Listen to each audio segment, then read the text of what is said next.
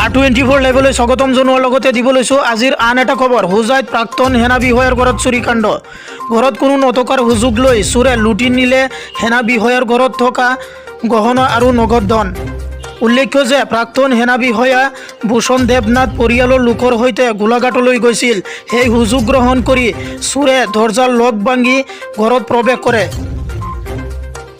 প্ৰৱেশ কৰি দুডালকৈ সোণৰ চেইনসহ নগদ 12,000 টকা লুটি নিয়ে চোৰে।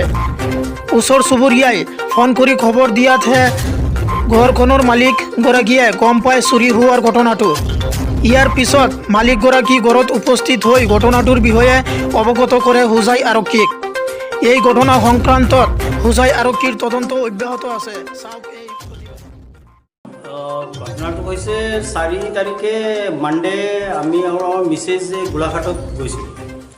মানে আমি গোলাঘাটত জিলা সৈনিক ৱেলফেয়াৰ অফিচাৰ হয়। মই আৰ্মিৰ পৰা ৰিটায়াৰ্ড অনাৰী লেফটেনেণ্ট ভূষণ দেৱনাথ। তো মই ইয়াতে আজি এবছৰমান হ'ল ইয়াতে মানে ঘৰ বনাইছোঁ। তো বহুত টাইম হৈছে মই এনেকুৱা ফেমিলিও গৈছে আমাৰ ওচৰত গোলাঘাটত গৈছে, কিন্তু এনেকুৱা হোৱা নাই। তো 4 তাৰিখে গৈছে। তো মোৰ ল'ৰাটো বেংগলোৰত থাকে, মাৰ্চিডি কোম্পানীত কাম কৰে, আৰু ছোৱালীটো আৰ্মিত থাকে। তো মই কৈছোঁ ফেমিলি ইয়াত থাকিব, তো এসপ্তাহ কাৰণে লৈ যাম। তো ফেমিলি কৈছে মই মাজত আহি যাম। তো তাত যাই ফেমিলি বুখাৰ হৈ গ'ল, তো আহিব নোৱাৰিলে। তো আজি যেতিয়া মই আহি আছিলোঁ, তো মই ডিমাপুৰৰ আগতেই সিহঁতে ফোন কৰিছে আমাৰ লগৰ ঘৰতো যে ছাৰ আপোনাৰ বিজুলীৰ বিলটো আহিছে।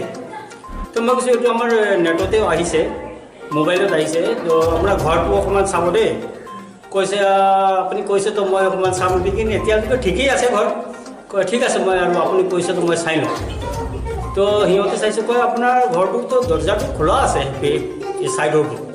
মই কৈছোঁ নহয়, আপুনি কোনোবাক লৈ যাওকচোন, অকলে যোৱাটো ঠিক নহ'ব, আপুনি কোনোবাক লৈ যাওক।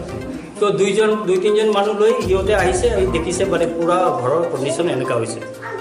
তো মই কৈছোঁ ঠিক আছে, মই আহি আছোঁ, মই ট্ৰেইনতেই আছোঁ, তো মই আহি আছোঁ। তো মই পুলিচ থানাতো ফোন কৰিছিলোঁ, থানাত কৈছে আপুনি আহক, তাৰপাছত মই আহি যাম। কি বস্তু চুৰ হৈছে আপোনাৰ? এই হৈছে প্ৰায় 3 লাখ টকাৰ নিচিনা গ'ল্ডৰ জিনিস লৈ গৈছে, আৰু 12,000 টকা ঘৰতে আছিলে, কেছ আছিলে। মানে আমি এটা ফাৰ্নিচাৰ ল'ম বুলি মানে ফেমিলিক কৈছিলোঁ যে এই পইচাটো ৰাখি গৈছে, তুমি আহিলে, সি কৈছে মই মাজত আহি যাম। তো কৈছে যে মই আহি এইটো পে'মেণ্টটো কৰি এই ফাৰ্নিচাৰটো লৈ ল'ম। তো মই 12,000 টকা ৰাখি গৈছোঁ। সেই 12,000 টকা লৈছে, আৰু ইয়াতো মানে প্ৰথমতে আলমাৰি ভাঙিছে, তাত চাবি নিচে আছিলে, মেডিচিনৰ ডাব্বাত আছিলে। তো সেইটো লৈ মানে সেইকাৰণে নিজৰ আলমাৰিটো ভাঙা নাই।